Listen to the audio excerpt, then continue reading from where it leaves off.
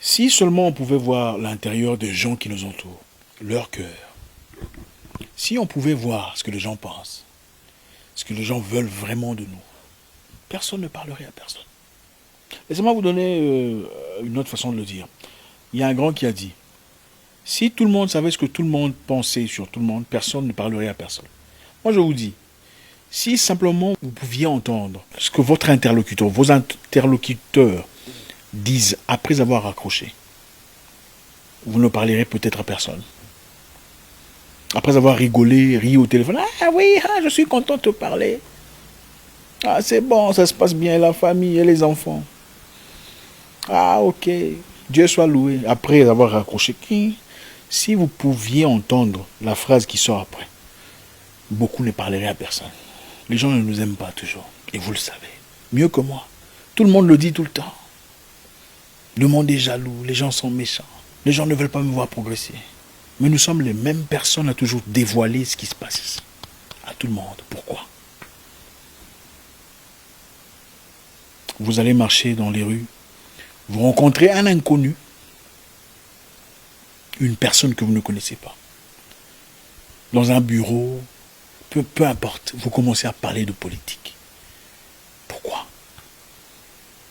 Vous mettez en vue votre vue sur la politique actuelle. Surtout quand vous allez dans un bureau ou dans un endroit qui pourrait vous apporter un progrès. Vous commencez ouvertement à parler avec ostentation de votre position sociale, de votre opinion sur les acteurs politiques. Pourquoi vous le faites? Comment êtes-vous surpris de voir que les choses ne fonctionnent pas dans la vie? Ah, le président, d'ailleurs, il est comme ça. Ah, j'aime pas ce qu'il fait ça. D'ailleurs, c'est des voleurs, tout ça. C'est bien. Il est peut-être un voleur. Il est peut-être moins sérieux.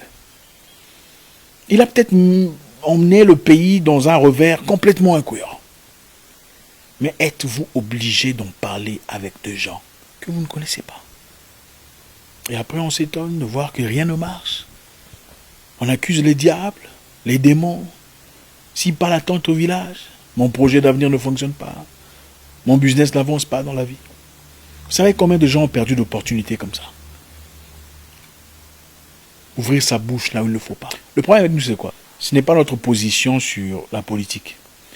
Le problème avec nous, généralement, c'est qu'on veut montrer combien nous sommes intelligents. Et comme on veut montrer combien nous sommes intelligents, on devient prolixe, loquace. C'est-à-dire on parle beaucoup, trop, sans nécessité. On prend un sujet, on veut développer. Ah non, vous voyez au fait le problème qui est là. On développe, sans savoir à qui on fait face. Il m'est arrivé une fois. J'étais dans un milieu. J'ai rencontré une personne de pouvoir qui me posait la question de savoir, alors Zach, pourquoi tu ne travailles plus avec l'autre monsieur? Qu'est-ce qui s'est passé? J'ai commencé à parler. J'ai commencé à expliquer. Tu vois, d'ailleurs, voilà ce qu'il a fait. Il m'a manipulé. Il s'est servi de mes revenus, de mes ressources. D'ailleurs, tu sais, ces genres de personnes, ils sont comme ça, comme ça, comme ça, comme ça. Ne sachant pas que lui-même était ce genre de personne. Lui-même faisait partie de cette catégorie de personnes. Il ne m'a rien dit. C'est plus tard que je l'ai découvert. J'étais choqué. Choqué par la stupidité que je déployais, que j'ai affichée. Choqué par le calme qu'il avait à son visage. Et quand il faisait ça, en train de toucher la tête pendant que j'ai parlé avec ostentation de cette autre personne. Dans la vie, il faut savoir se maîtriser, gérer ses émotions, garder ses opinions pour soi. L'intelligence, c'est dire ce qu'on pense. Très haut, évidemment, sans doute. Exprimer ses sentiments, c'est aussi la liberté. L'intelligence, c'est aussi savoir fermer sa bouche. Surtout quand on ne sait pas dans quel environnement on se trouve. Vous savez, même les membres de sécurité, renseignements, tout ça, les espions, comment ils font? Ils viennent dans un milieu et commencent une conversation. Qu'est-ce que vous pensez de le type? Le type là, c'est un bon. D'ailleurs, comment il a fait ça? Toi aussi, tu te lances. Oui, comment ils font ça? D'ailleurs, voilà. Directement, ils savent à quoi vous pensez. Et beaucoup de gens sont surpris, surtout en Afrique, comment on disparaît. Soudain, boum, le gars était là, on ne le voit plus. Pourquoi on est surpris? Vos projets n'avancent pas. Pourquoi on est surpris? Si tout le monde vous connaît, on sait ce que vous pensez, à moins que vous ne soyez un acteur politique ou une personne prête à payer le prix fort dans ce domaine-là, on pourrait comprendre. Vous êtes prêt à payer le prix fort pour votre opinion? Vous êtes un leader d'opinion? Génial. Mais si vous ne l'êtes pas, pourquoi allez-vous parler de manière ostentatoire de vos idées auprès de tout le monde? L'ennemi de votre maison ne vient pas de loin.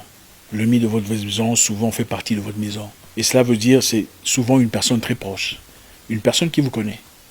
Une personne qui a une idée sur ce que vous représentez. Apprenons à fermer notre bouche. L'homme intelligent parle. Il sait aussi écouter. Observons. Vous savez, si vous voulez connaître une personne, écoutez la façon à laquelle, sa manière de parler des autres personnes qui sont censées être proches de lui. Vous voulez connaître une personne, que ce soit un homme, que ce soit une femme, peu importe ce que c'est, écoutez sa manière de parler de ses ex-amis, ses ex-partenaires, ses ex-employés, ses ex... Écoutez très attentivement et vous comprendrez très clairement son caractère. Ce n'est pas de la magie. Les gens viennent vers nous dans notre vie et nous exposent déjà ce qu'ils sont, sans le réaliser. Mais c'est souvent nous qui sommes distraits. Écoutez ce que l'être humain a à dire. L'être humain, généralement, veut exposer, sortir, dévoiler, déployer ce qu'il a comme intelligence. Écoutez la manière de parler d'une personne. Vous rencontrez une personne pour la première fois, restez calme, écoutez. Ah, vous savez, moi, comme ça, dans ma vie, je fais ça. Ah, moi, tu vois, j'ai aussi, dans mon cas, c'était comme... Vous savez que vous faites affaire à probablement un narcissiste. Pourquoi est-ce qu'on est étonné plus tard de voir, de remarquer, de réaliser un comportement bizarre d'une personne? C'est parce qu'on fait très rarement attention. Dès les débuts, écoutez, observez, regardez. Apprenons à être discret. La discrétion, c'est aussi une haute forme d'intelligence. Le calme. On peut gagner dans le calme, gagner dans le vide, sans que personne ne le sache. Vous pouvez vivre votre bonheur à domicile, vous et vos proches, sans que le monde n'en soit en courant. Je comprends qu'il soit génial d'en parler, de partager son bonheur, de dire aux gens comment les choses avancent, comment les choses progressent. Mais combien veulent vraiment vous voir réussir? Combien veulent vraiment vous voir progresser? Combien de voyages ont été bousillés parce que quelqu'un a trop parlé? Je vais vous dire une chose. Vous savez, en Afrique du Sud, quand j'y étais, j'ai vu beaucoup de choses choquantes. Il y a une communauté, je dois le dire, les Congolais, RDC, Quinois. Il y a des Congolais Quinois qui passent leur temps à l'aéroport. Qu'est-ce qu'ils font à l'aéroport? Pour chaque Congolais qui vient en Afrique du Sud, essayons d'aller en France, essayons d'aller aux États-Unis, essayons d'aller en Angleterre via Johannesburg, eux, ces Congolais Quinois vont signaler l'immigration sud-africaine, disant il y a des Congolais qui veulent partir en Europe ou aux États-Unis via ici. Vérifier leurs documents.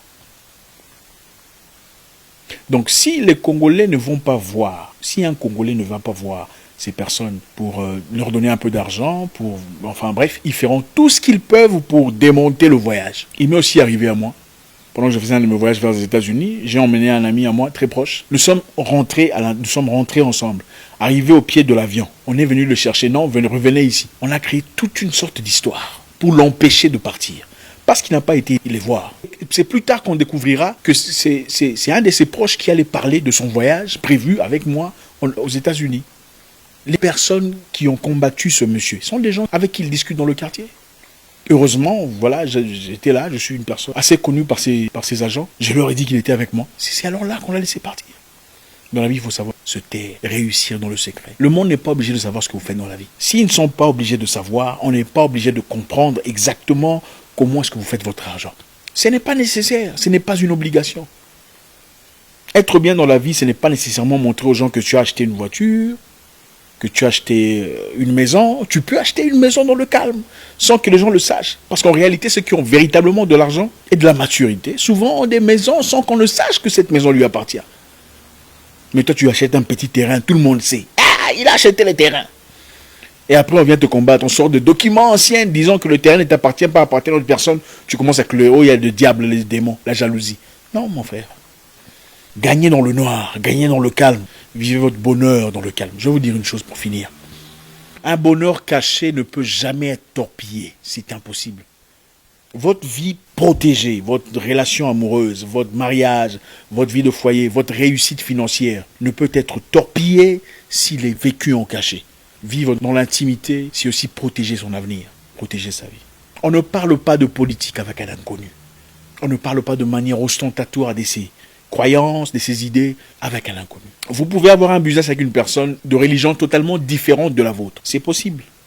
Vous n'êtes pas obligé d'être de la même religion pour avancer. Je suis une fois aux États-Unis allé parler de ma religion à à un patron. Ah, tu vois, moi, je crois en Dieu. Dieu a fait ça.